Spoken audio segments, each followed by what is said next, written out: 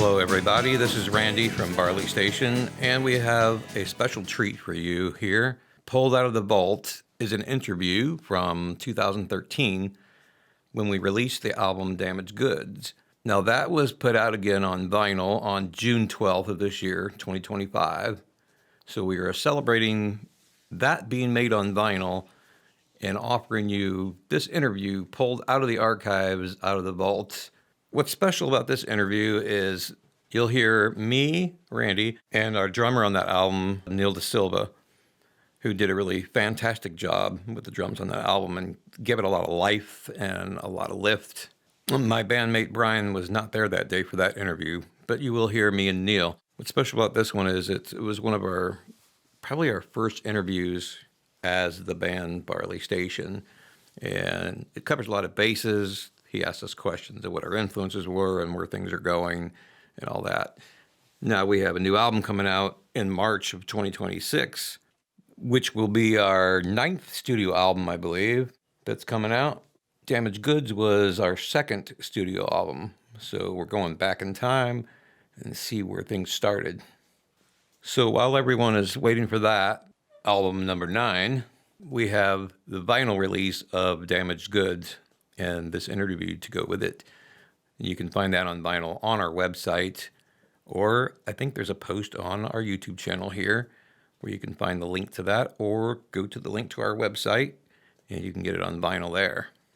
So sit back and enjoy. It has some pictures that have never been seen before. And without further ado, here is the interview.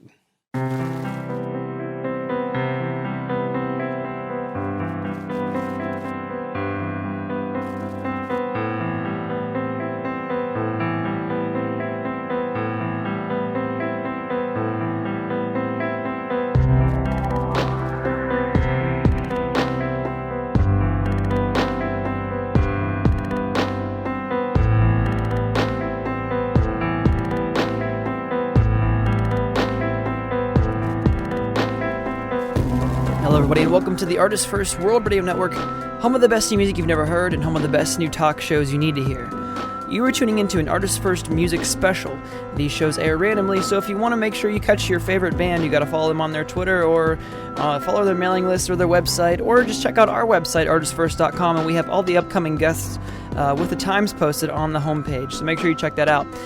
Speaking of the homepage, and a page off of the homepage, we archive all of our shows. The live show is recorded, and once we are finished with the show, all you got to do is go to artistfirst.com and go to the Band and Music Specials page, and from there you can find, they're listed alphabetically, and you can listen to all the shows. All you got to do is right-click them, save as, and you can have the whole show forever for free. So that's the power of the internet doing its job. Today we have some special guests. They've been on the show before, and I've had the opportunity of interviewing them. I really dig these guys. I dig their genre music, and I think they know what they're doing. I know they know what they're doing, and I'm excited to talk to them again. They're called Barley Station, and Barley Station is one of those rare double-fronted bands whose music combines the roots of Americana, pop rock, country, and folk, and puts them in a blender with a dash of amaretto, pouring out a tasty glass of contagious sound. The result is a distinctly alternative blend that draws deeply from its roots, yet looks forward into the future. And to find out more about Barley Station, all you gotta do is go to barleystation.net, and to spell barley, it's like it sounds, B-A-R-L-E-Y, station.net. And I'm your host, Corey King, and if you want to ask questions to the band during the broadcast, all you got to do is tweet me at Corey King, CoreyKingGG, and I will get your tweets read to the guests, and I'm sure they'll be answering them. So we're going to go ahead and get rolling here. We have Neil and Randy on the phone of Barley Station. What's happening, fellas? Hey, how's it going? Good to be on. Right on. Good to have you again. So tell us, where are we talking to you from where are we talking to you from out of tonight? We're in O'Fallon, Missouri. Missouri. All right, right on. So for people who don't know much about Missouri and the music scene, what's the music scene like for Missouri? Is it a pretty welcoming music scene, or do you kind of have to, can like the newbie just jump in and start playing gigs and be received well by everybody, or does he kind of have to prove himself down there in the Missouri music scene? Well, you pretty much have to prove yourself out here and work your way in for a while. It's really a sports town, so it makes it a little bit more difficult to get people interested in music, because everywhere you go, you're going to see a big sports screen behind you on, all the bars and taverns and things like that, because we're the home of the Cardinals. Right. Yay. and Rams. We got a lot. The blues, hockey. So we have, every kind of sports here. Yeah, so you guys are from the St. Louis area, correct? Yeah. Brian, he's not here with us today. He was actually born in Texas, so he's a native Texan. Me and Neil were born in St. Louis. Okay, right on. So how did you guys, let's mention all the guys in the band. How many people are in the band? Right now there's 3. We actually have a live player we just added recently, but Brian, he's usually plays guitar, harmonica, mandolin, writes and sings. And there's me, Randy. I usually play bass live, sometimes guitar. We all play everything in the studio, but that's something that we do on the stage. And I'm also a writer and singer. So we have 2 lead singers, which is kind of unusual. And then we have Neil, who we added about a year ago on drums, who really added a really great dynamic to our music. Wow, has it already been a year? Yeah. Time flies when you're having fun. How about it? So how did you guys meet up with Brian, being that he's from Texas? Because he moved to Missouri. Oh, okay. I've known him for like 12 or 13 years. We've been singing together. We played in another band under another band name for a while, and then we ended up having to change the name for all kinds of different reasons. Right. Was it? How did you? We hooked up at a like an open mic night. I met him. Okay. So what was your name before Barley Station? It was the Barnacles. We actually have a few releases under that name as well. Was there just other bands that had the same name? Is that why you had to change it? Yeah, it didn't start out that way. There was just us, and then there's one popped up like in Connecticut, and then one popped up in Washington, and then like in Great Britain, and then a few more here and there. And it was like, okay, this is just a little bit much. Right. So, and then we started getting SpongeBob jokes, and that's when we said, all right, okay, change man, it. that was the first thing that came into my head when you said the Barnacles. Yeah, see? All right. Well, so where did Barley Station come from? That was a name that when I actually reformed and when the Barnacles sort of dissolved, I decided to reform it, and I was actually working with a different person at the time and came up with the name Barley Station. We were just looking for something that sounded earthy and something that sounded like a place where you can go and relax and chill out. So we came up with barley, since it's something that grows from the ground. Actually, it didn't have anything to do with beer. We get a lot of people say, does that have something to do with beer or spirits or whatever? And no, actually, it just has to do with grains. And Station just made us think of a nice, cozy place to hang out. Yeah, right on. I think it's a fitting name. I mean, for the music. But speaking of the music, let's go ahead. The first song I got lined up here is 10 Nights Damaged Goods. What do you want to tell us about this song before we play it? Yeah, 10 Nights is the song. Damaged Goods is the name of our new album. It just came out on June 18th. 10 Nights was actually released originally as a single back in December of 2012. And that one's really done well on independent radio and things like that. It's actually one of our more country songs. It really shows our country roots, and it's a song about going back, having been raised in the country and living in the city for a while, wanting to get back and where it's more chilled out and relaxed and you can see the stars and smell the flowers. All right, well, let's do it. The song is called 10 Nights, and it's by Barley Station off the album Damaged Goods, and you're hearing it on the Artist First World Radio Network. Enjoy.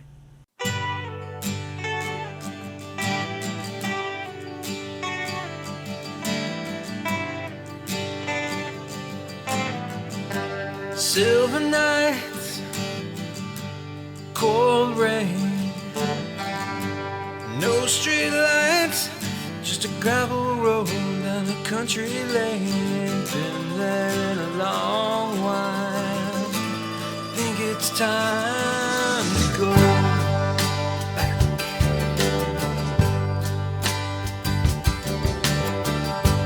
Cows in the field, broken bones. Now that sounds real, like a drive through the yard, the dog at your heel, taking long walks, daydreaming.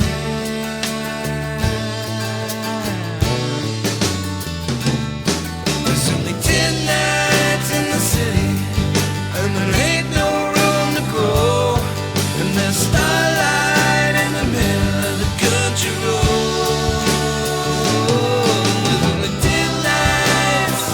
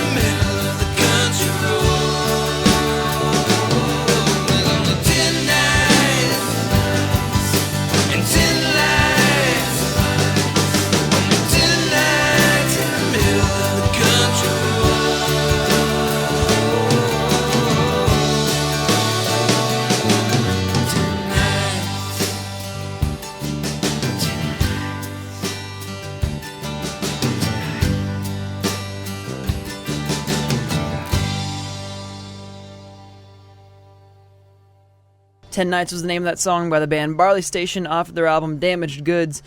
To find out more about Barley Station, all you gotta do is go to barleystation.net, and it's Barley, like Barley, station.net. There you can find out where they're playing, read about them, check out their pictures, buy some shirts and stuff, and sign up for their newsletter. So make sure you do that. That's barleystation.net. And if you're just tuning in, you're on the Artist First World Radio Network. I'm your host, Corey King, and ask some questions to the bands. Tweet me at Corey King, CoreyKingGG. All right, so let's talk a little bit about some of your guys' influences. Neil, we'll start with you. As a drummer, who do you look up to, or who are some of the people that influenced you as you were coming up as a drummer? Yeah, I guess you might call me kind of an old soul, but I've loved people like Mitch Mitchell, the Hendrix Experience, Keith Moon, Ginger Baker, of course, the great Bonham. These are guys that I just loved, and that's from a rock aspect. And I also have a very strong jazz background, so I was listening to guys like Elvin Jones and Billy Cobham and Philly Joe Jones, and I mean just a lot of the bop drummers, and I think that's lent a lot into my style as a drummer, over the years. For sure. And how about you, Randy? Who are some of your influences as a songwriter, mainly? As a songwriter, probably my one of my big influences was a lot of the stuff my parents listened to when I was growing up, like Fleetwood Mac and stuff like that, and the Beatles. And then later on, when I started writing songs, I really looked up to the McCartney-Lennon duo and the Glenn Frey-Don Henley duo as songwriters, and was influenced by that a lot. Where does like the alternative country or Americana influence come from?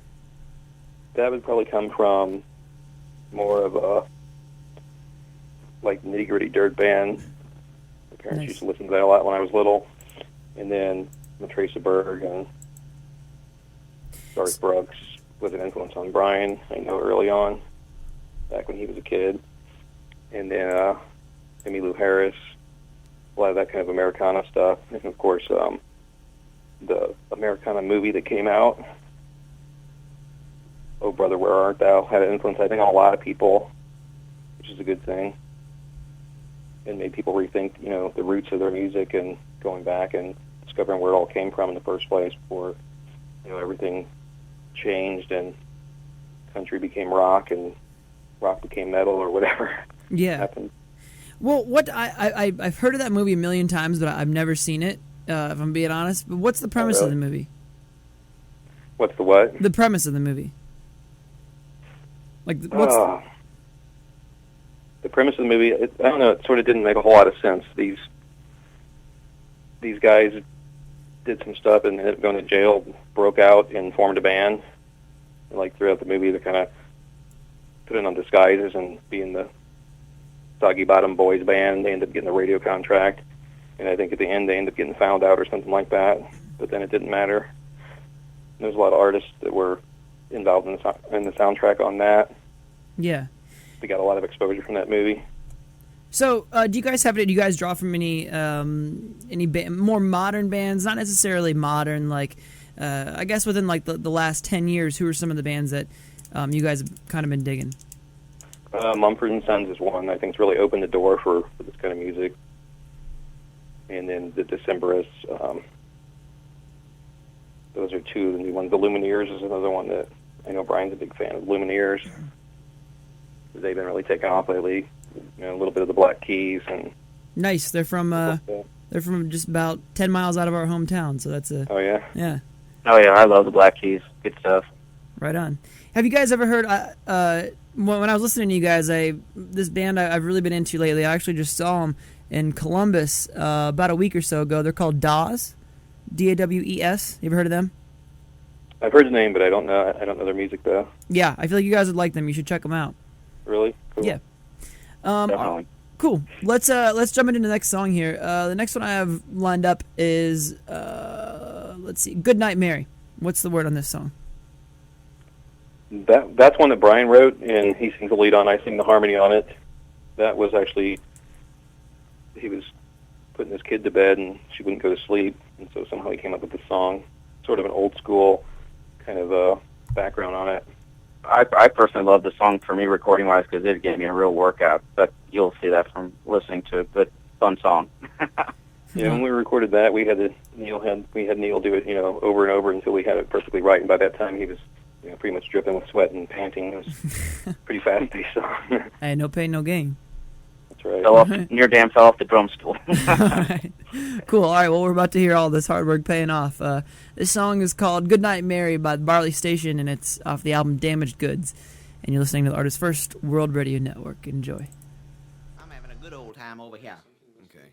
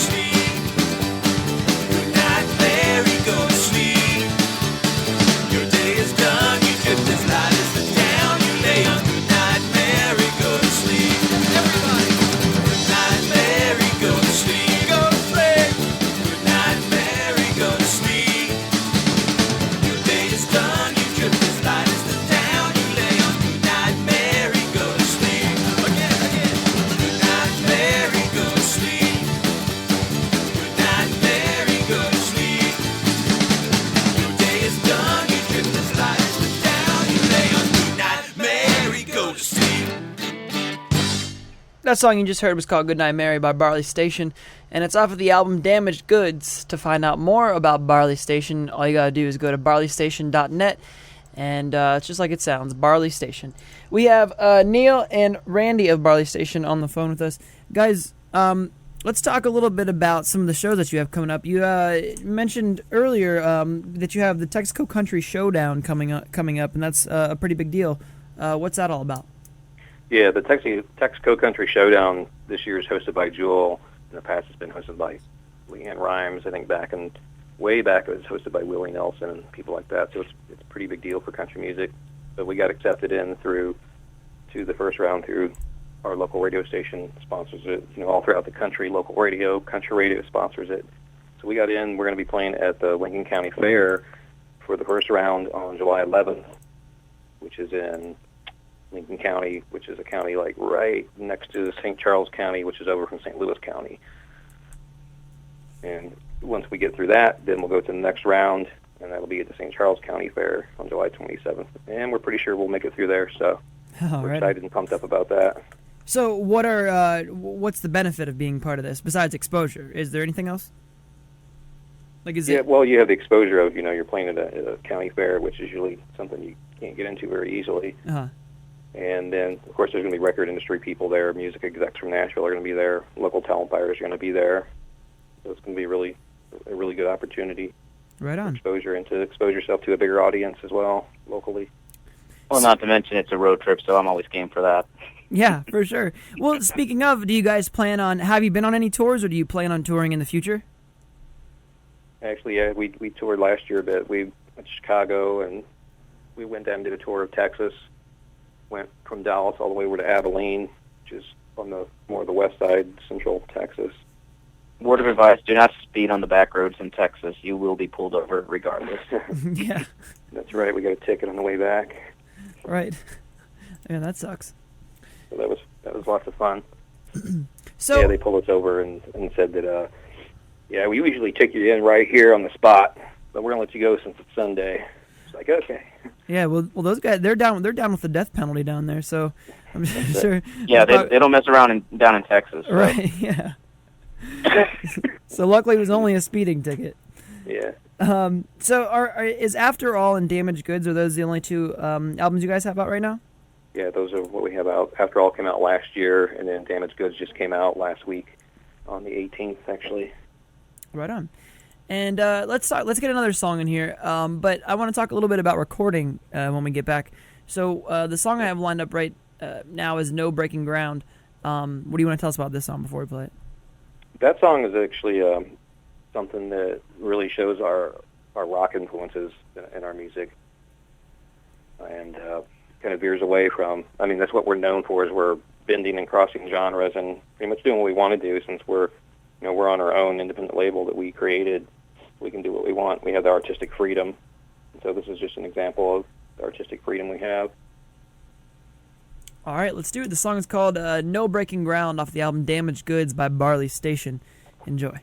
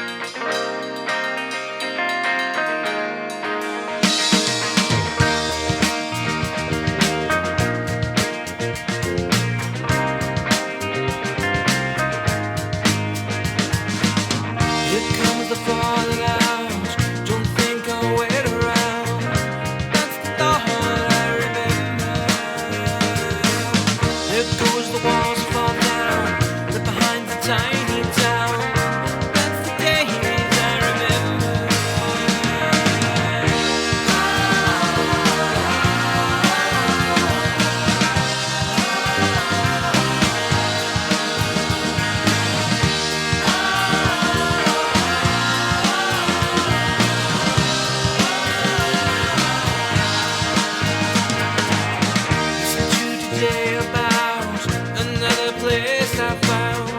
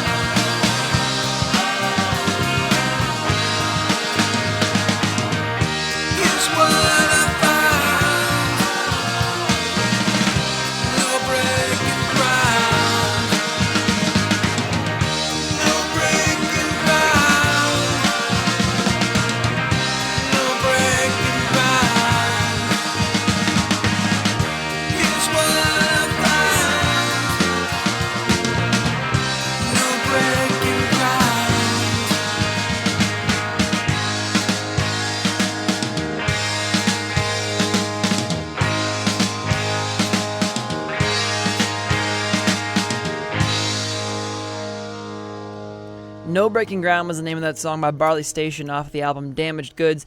And as I mentioned before, all you got to do to find out more about Barley Station is go to barleystation.net, B-A-R-L-E-Y, station.net. Go to one of their shows and buy their music. So I mentioned before the music break that I wanted to talk to you guys a little bit about recording.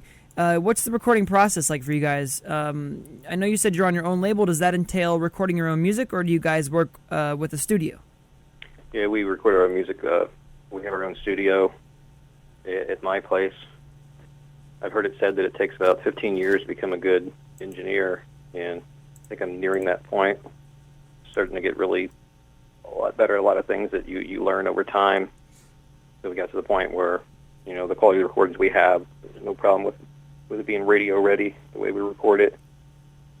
And the process for us is we usually start out, Brian and I will sit down, we'll have a session where we introduce songs to each other from our catalog, and we'll pick out what we feel has the most potential, some of the best songs that we all like, and then we'll take it to Neil and get a beat for it and take it from there. And a lot of it's built in the studio. Instead of, you know, taking it and rehearsing out how we want the song to sound, we'll just play it by ear and just let the song build itself in the studio. It's another kind of creative freedom that you don't have if you're rushed, you know, for studio time. If you're paying for a studio, you don't have that luxury that we have. I think that helps a lot in the creative process. Yeah, for sure. And what do you think is like the toughest part about recording? I mean, is there something that you guys always have to really focus on, keep trying over? Not necessarily as far as people playing things, having trouble playing things, but as far as producing something or engineering something. I mean, like, is it hardest to record drums or get the right guitar sound? What do you guys feel or find is the most troublesome, if anything? Probably the most challenging thing for me, I'm the mixing engineer, it's probably the mixing process. Has always been the most challenging thing. Trying to get everything mixed just right, so you don't have, you know, washouts and having your bass overwhelm everything. Getting the right EQs down, making sure the vocals are out front where they need to be and clear in the mix. And probably guitar sounds. We have some better equipment this time than we didn't have on the last album. Nope, sounds like we lost Neil. All right, well, let's go ahead and we're going to go ahead and play a song here. We have, let's see, Rain When You Go. This is by Barley Station off the album Damaged Goods. And we're going to get reconnected with Neil. You're listening to the Artist First World Radio Network. Enjoy.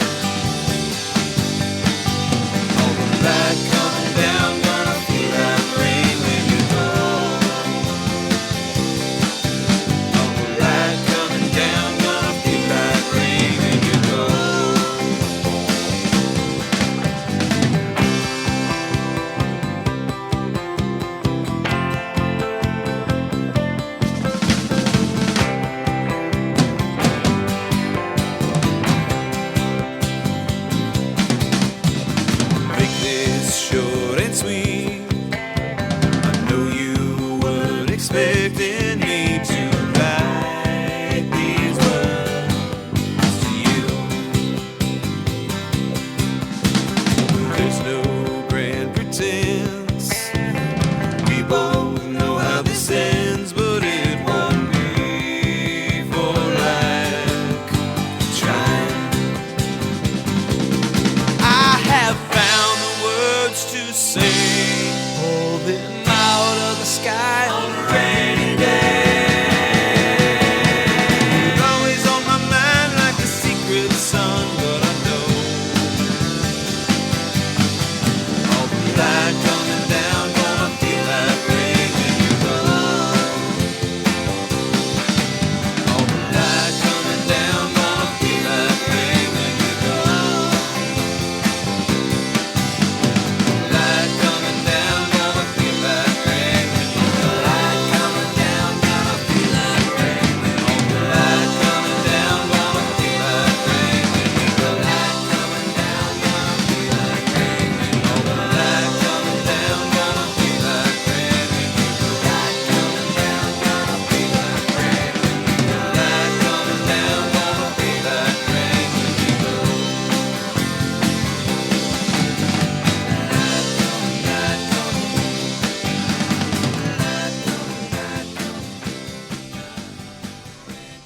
That song you just heard is Rain When You Go by Barley Station off the album Damaged Goods. And as I mentioned after every other song I've played, make sure you visit barleystation.net. That's where you can find out all about the band, read their bio, check out their pictures, read some press and review that they've done. You can even read the lyrics there, so that's always a big part of the song. So make sure you check out the lyrics. And as always, buy the music, to support the music.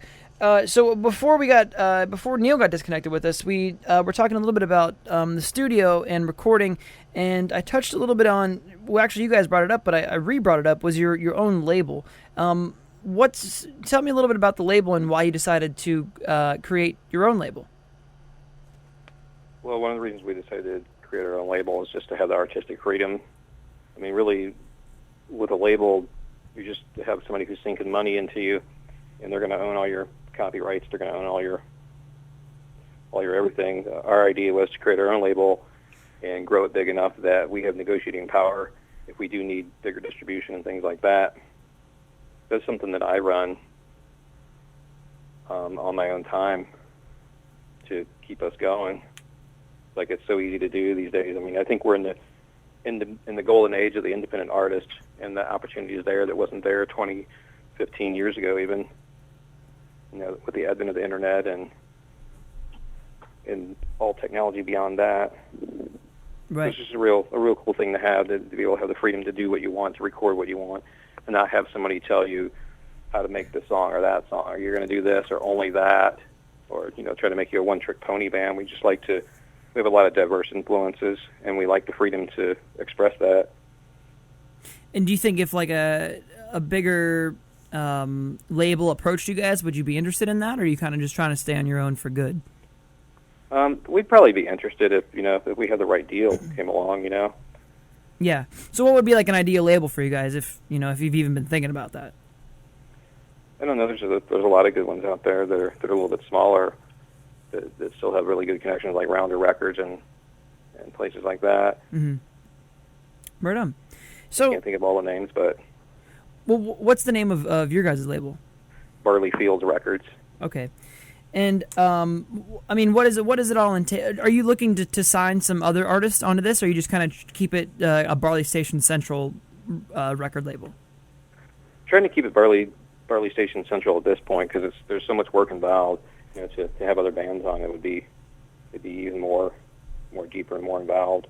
Mm-hmm. I mean, not opposed to it maybe in the future when there's a bigger steady stream of income, but at this point, it's like everything we have to keep it going. I mean, you have to really focus on marketing and advertising and things like that, which is really where a lot of the big labels sink their money into, just getting your name out there and getting you in front of people.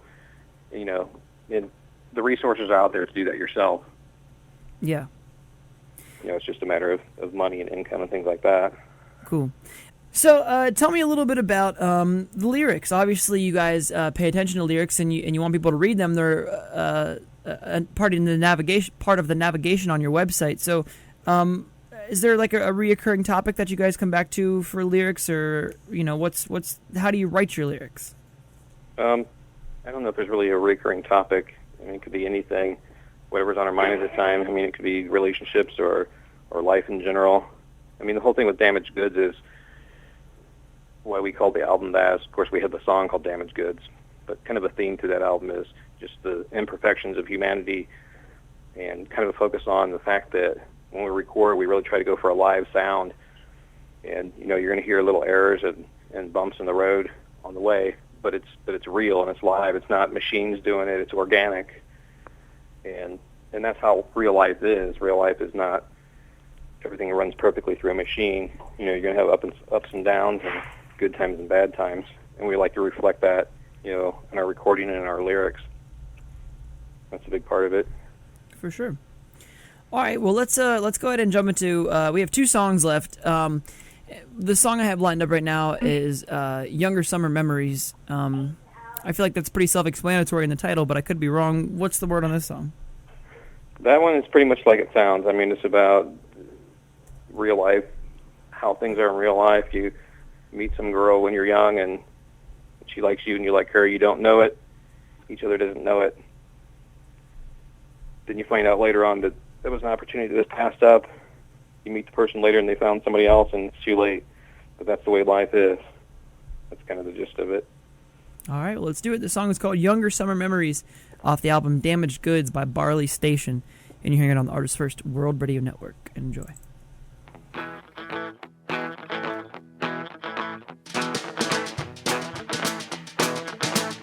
I was waiting by the willows,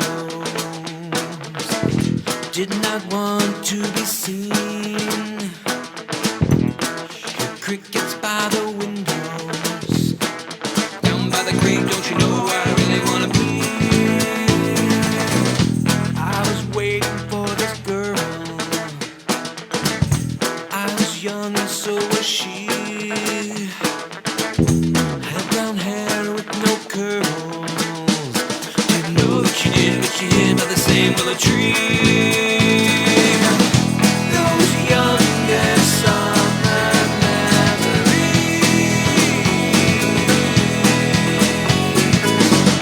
those days of blended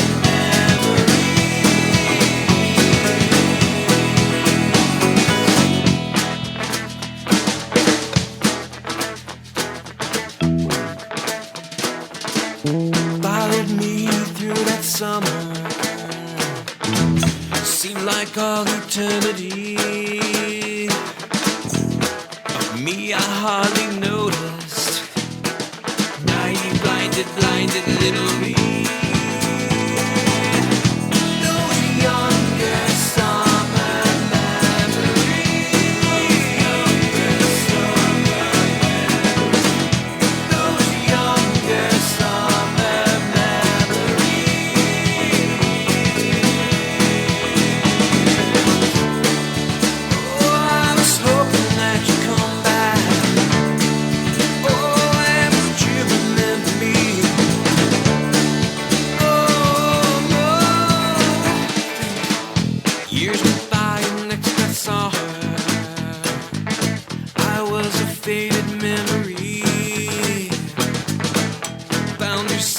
another vision.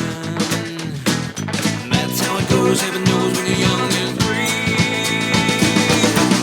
Those younger summer memories,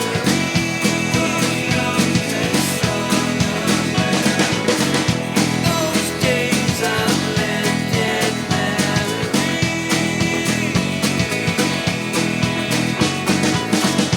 those younger summer memories.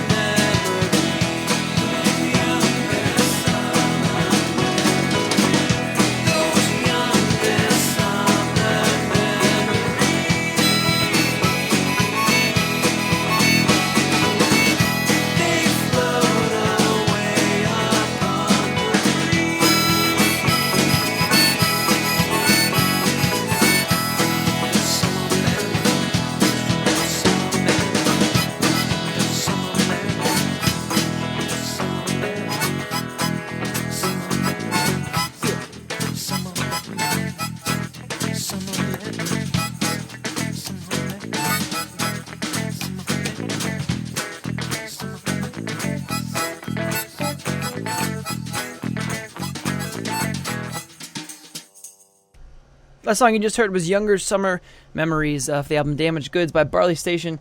And to find out more about Barley Station, you know what to do. Go to barleystation.net, B-A-R-L-E-Y, station.net. We're getting close to the top of the hour, which means we got to wrap things up. But before we do that, I want to talk to you guys a little bit about the album art for Damaged Goods. It's kind of it resembles Stonehenge. What's where'd the idea come from that, and what's the story behind it? The story behind that is originally we actually had a different album cover. It was kind of a collage of stuff, of different broken pieces and basically damaged goods. And then one day my bandmate Brian sent me a picture. He said, "Hey, here's a picture for the back of the album." And we were like, "That's so good, that should be on the front. Where'd you get that from?" Nice. And so basically he was going back to his old childhood neighborhood, and they were tearing down all the houses there because whoever owned the property sold it off for a shopping center. And they tore all the houses down. Somebody, we don't know who it was, had collected all the doors from the houses and set them up in Stonehenge-like arrangement. And so we're like, that's a really good picture. That's really cool. Yeah, that is cool. Someone thought it. Yeah, it was serendipitous. Brian was in the neighborhood visiting his parents, so he could capture that. I actually thought it was a stock photo. I'm like, no, it's almost too perfect. But he said no, it's actually in my parents' old neighborhood. So yeah. Huh, right on. All right, cool. Well, before we close the show here, I'd like to ask you guys if there's anything else you'd like to plug here. You can go ahead and do that. Anything else you'd like to bring up and let people know about, that's cool. And also, if you could just give some words of wisdom for people who are looking to, maybe be in a band or just maybe take the next step with their band. Just some advice for some people. That'd be cool. I think probably the best advice, and I'll start with that, would be just to never give up. Keep doing what you love. Keep getting better at it. Take advice. Listen to other people. When you're first starting out, somebody might say, "Oh, this didn't sound very good." One person told me one time, "Your stuff's too busy," and you get mad at first, but then you realize they were right.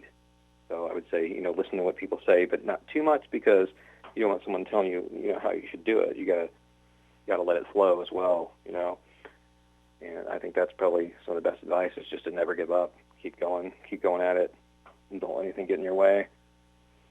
Yeah, I would add, play music because you want to play music, because it really is a burning passion for you. It drives you, and most importantly, have fun with it. For me, playing music is just, to this day, is fun, and I've been playing since age 10, and I never get tired of it, listening to it, playing it. So, just enjoy it, have fun, and keep in mind, you're going to go through band after band after band over the years till you find the right mix. That's my personal experience. I've gone through and played so many different bands, but it's taken me this side of almost 20, 25 years just to find the right mix of guys, the right material, the right attitude, the right chemistry.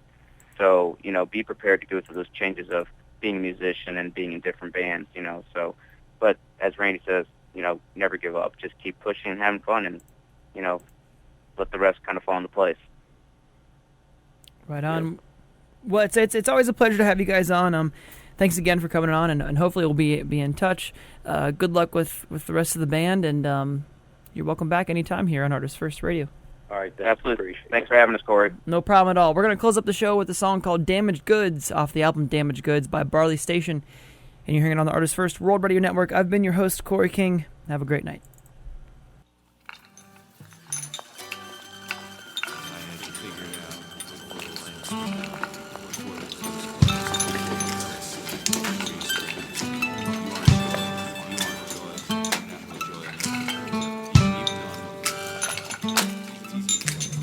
I had you figured out before the lights went out, before the door was closed, before you fell asleep.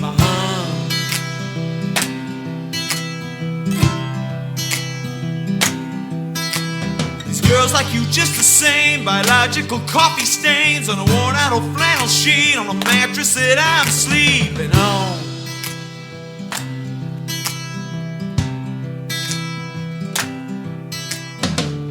Misunderstood that we are all damaged goods.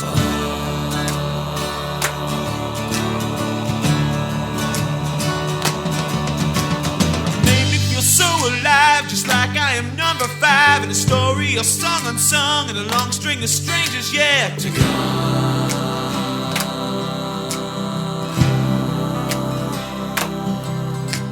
You tell me I mean so much, it's why you're not paying Dutch. Well, if that's the honest truth, then why are these pictures still around?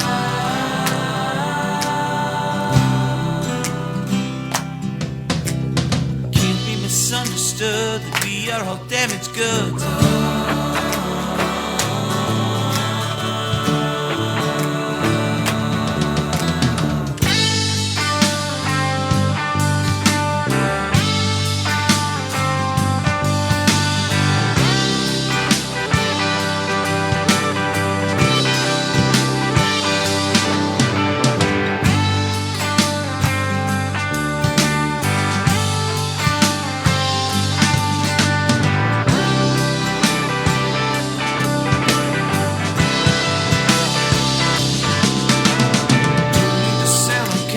Just have a haunted mind.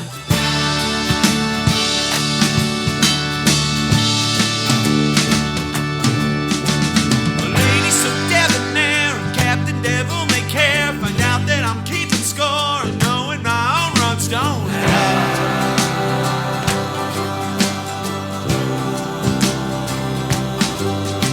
I could be in your shoes, not singing where you've been blues. The knife that you twist and turn, don't worry, I dig a burn.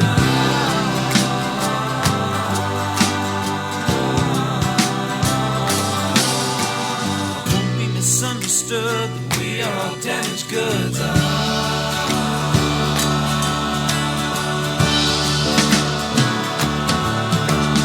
Names on your marquee change, your face it just stays the same. You're still young and beautiful, excusable, innocent, and free.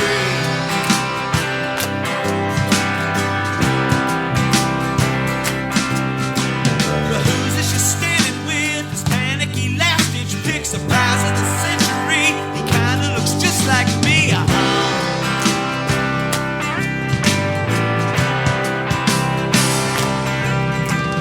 done what I thought I should, but we're all still damaged goods.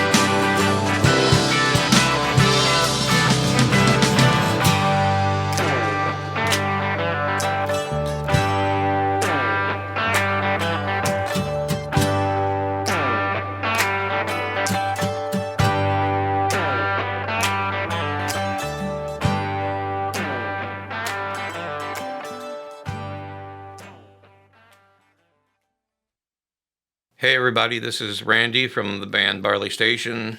And this is Brian from the band Barley Station. And we are going to break down a song from our Damaged Goods album, which came out a while back, but we are reissuing it on vinyl. Woohoo! Everything looks good on vinyl. And first, we want to give a shout out to Chris RedJam for having us on to do this. So the song we're going to break down is a song called Mr. Rain. And once you hear it, you'll understand what I'm talking about when I explain it, because it's kind of complicated. It started out as a song. I wrote it on acoustic guitar and came up with the vocal, the lyrics, the guitar part. It was actually intended to be sort of a Southwest American flair type song. And then it went East Asian. Yeah. Or subcontinental. The songs often will take a mind of their own. You have to let it go with it. Like a lot of people, they try to force a song, into a box, and it's easy to do because you have a whole entire music industry that tries to force you into a genre, and we've always been, going against the flow on that. Well, and the whole arrangement process was really organic and it was collaborative. I mean, I think you had the song on acoustic guitar. I just kind of went to the mandolin, and I was dying to put the mandolin on something. And so I pick up the mandolin, and you're playing along. I was like, I hear something, and I start playing the opening riff that you'll hear in that song, that bum ba down down down. But it doesn't sound like a mandolin, though. That's the cool part, because we kind of changed it up. And I think there was also a banjo on there, but it didn't sound like a banjo. It sounded like, we made it sound like a Turkish instrument called a saz. Yeah. Which has like quarter tones on it. You can move the fret pieces down. You can even probably have 16th tones if there is such a thing. Yeah, we are, I think, experts at using what we have access to and then just kind of going from there. To that, we had Neil, who was drumming for us on that album, and he happened to have a set of tablas from Sri Lanka. He heard what we were doing, and he's like, you know what? I dig where this is going. Let me break out the tablas. And in true cartoonish fashion, he just reached behind his back, brought out the tablas, and started working out a little part on that. And I think, if I'm not mistaken, the cymbal hits that he used on there, I think you wrapped his drumsticks in something to soften it. We wanted a gong kind of sound. He didn't have a gong, but he did have a lot of cymbals. So we took a mallet. I think it was a mallet, and when he wrapped cloth around it to make it more so that when you hit the cymbal, it has kind of a gong ring to it, which actually really worked well for the song. What cymbal did he use for that? A ride crash or a crash? It was a ride, I believe. So a big mallet with a cloth around it on a ride cymbal. Yeah, and makes for a good makeshift gong. And I have learned, as you already knew, when you're recording drums of any kind, it's all about the mic placement. Getting a well-placed mic. When you're doing a gong sound, you definitely need to have your mic in the right place. Otherwise, it's just going to shake the frequencies and make a horrible sound. So we had to make sure the mic was in the right place for that. Yeah. Which I don't remember where I put it, but the whole thing just kind of came together with, like I said, a mind of its own. And everything just sort of built itself. The song like told you where it wanted to go. If you listen carefully, the song will tell you where it wants to go.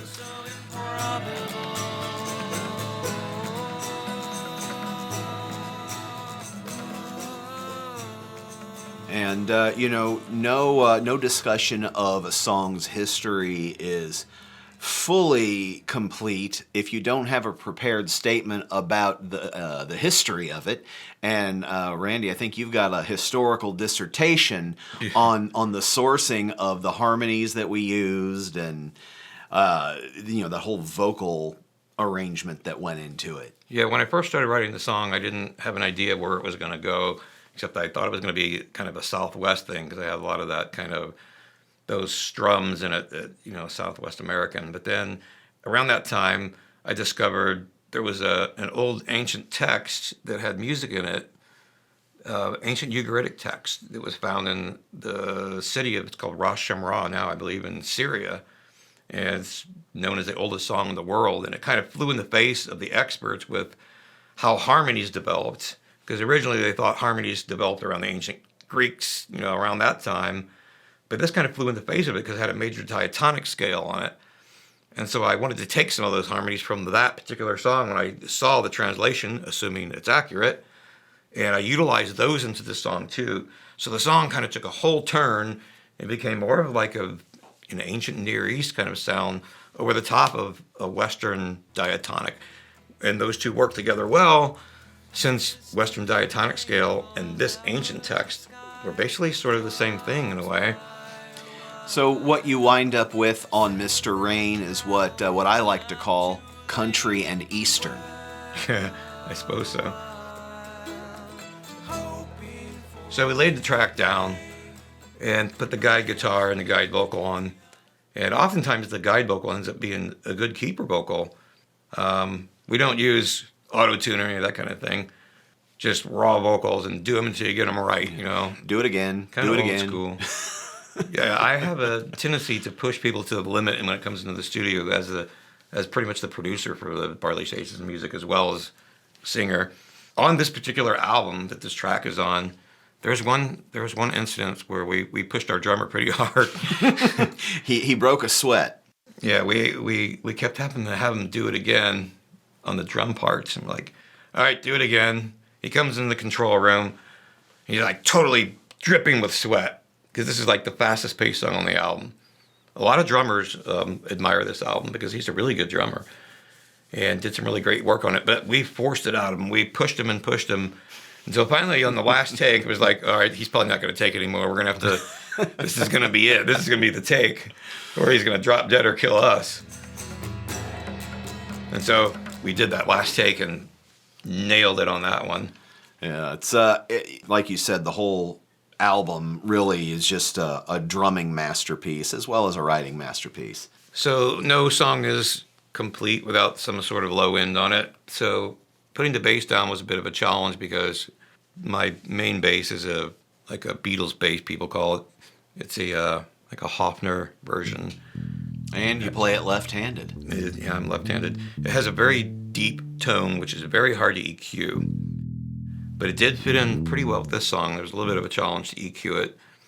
But once we had all the drum parts down and everything else, I was able to get the bass on there and fit it in perfectly for what the song needed. Were there any other drum parts on there?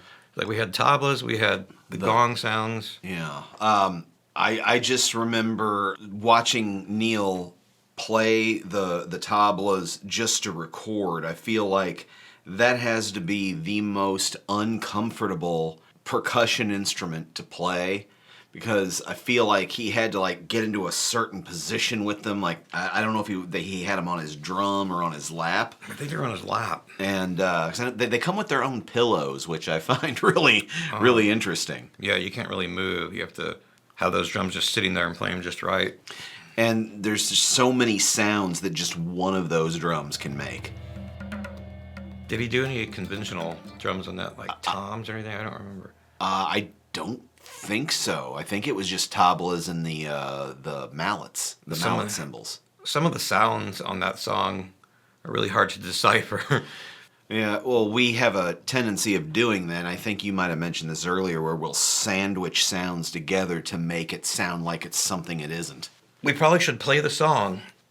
Yeah, let's not talk about it. Let's play the song. Well, here's a little teaser clip.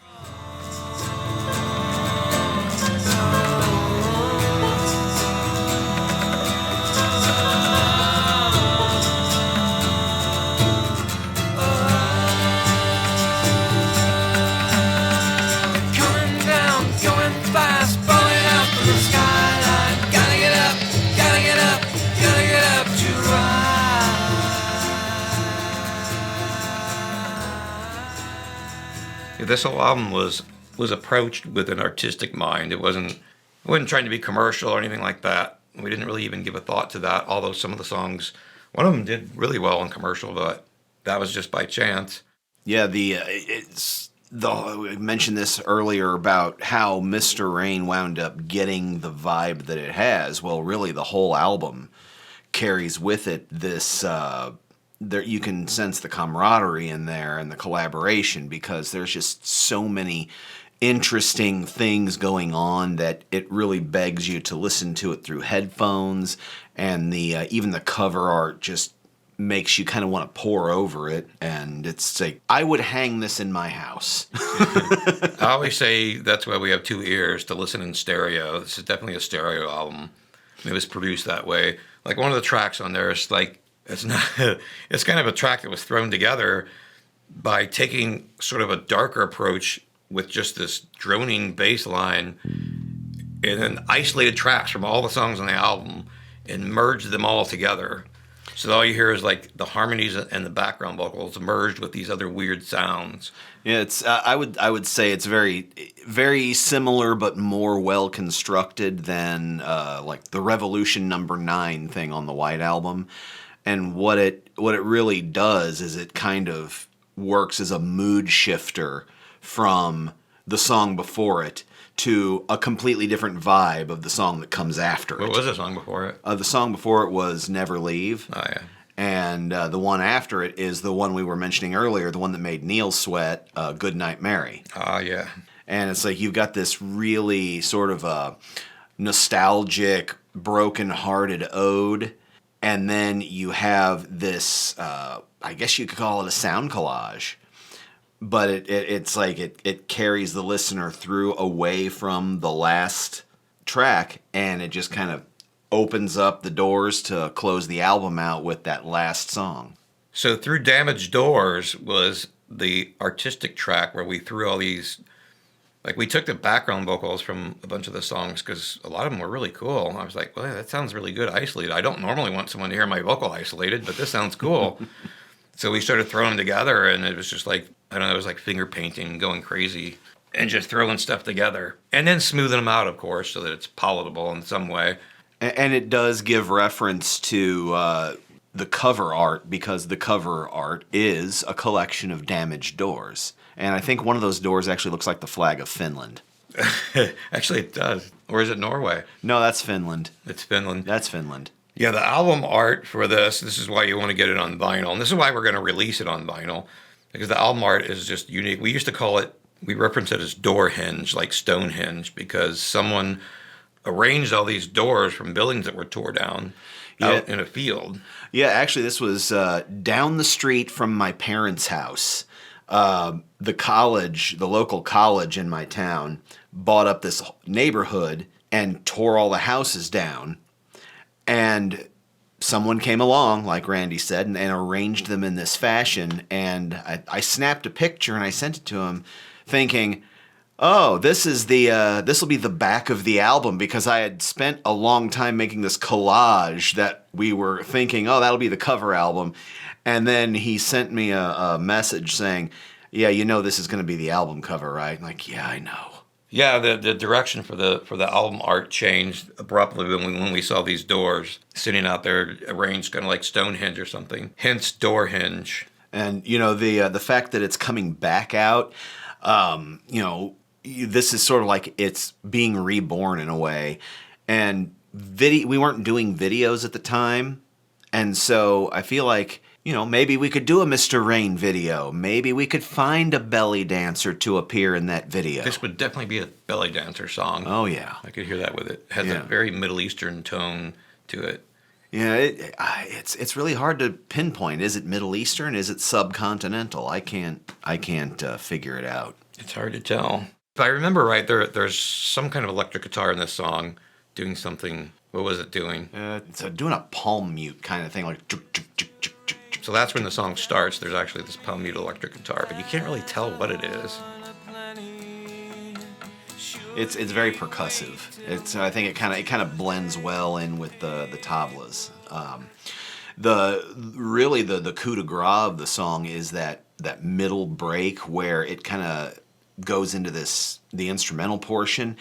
I've always had this sort of affinity for, you know, extended play out jam sections, where as you're more of the concise, let's make this fit into a nice little box so people don't get bored.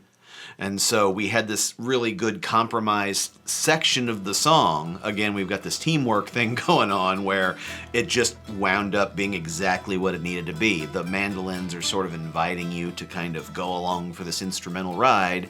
And just as you think you might want some more, it says, nope, if you want more, you'll have to listen again. And the mandolins don't sound very mandolin-y, if that's a word. They sound more Renaissance. Renaissance sound like a lute or something. I don't know. Yeah, there's a lot going on in just a little bit of space there off that little bitty instrument. So break down the mandolin, because I think there's more than one mandolin on there. Yeah, there's at least two. There might be three. And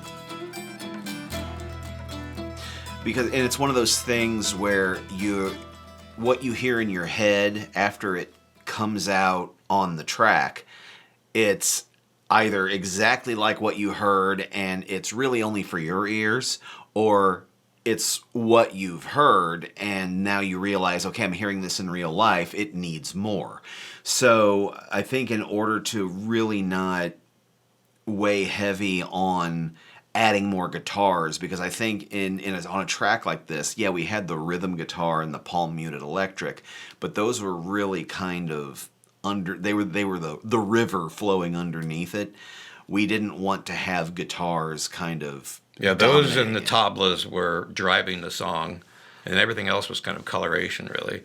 So even the mandolins were doing some of those ancient harmonies that we were talking about earlier. Yeah, and so I know the first one I came up with was sort of that mid to high range riff that I was playing, and then after that is like, you know, that needs something else. But what? And so that gets me to start tinkering with the mandolin a little bit more, and I'm finding all these harmony riffs to go with it.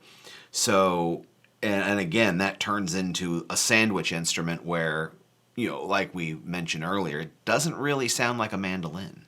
I think after that, what really sells it is the vocal harmony. So this song, Mr. Rain, doesn't really fit in any genre. Some might call it world music, since it kind of picks up different places.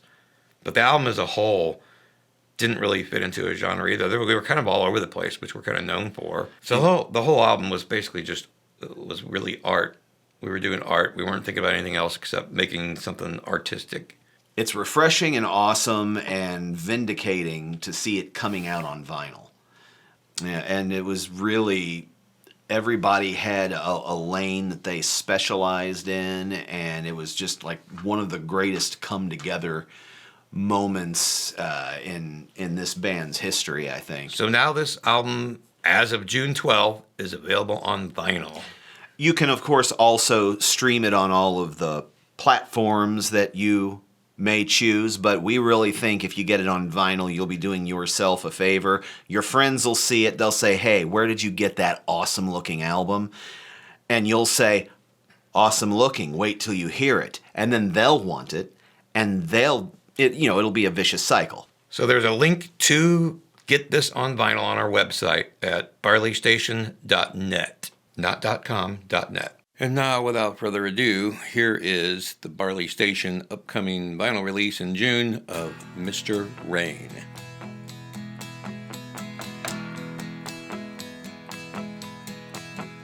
Mr. Rain comes down to me, has a horn aplenty. Should he wait till next Tuesday, April 20? That will give us time. Just between us, nothing seems impossible. Nothing seems so improbable.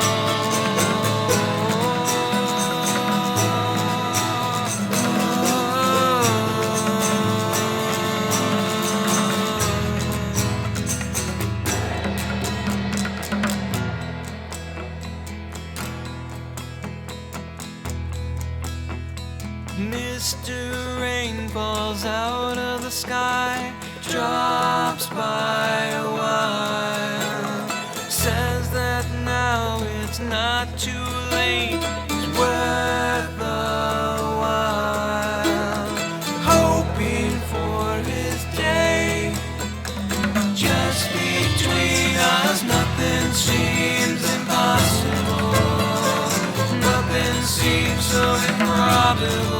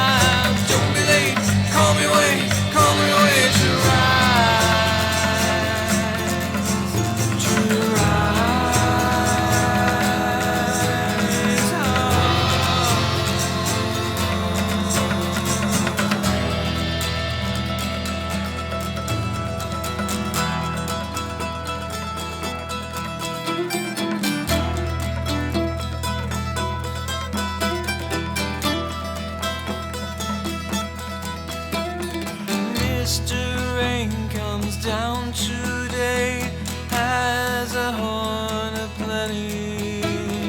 He didn't wait till next Tuesday,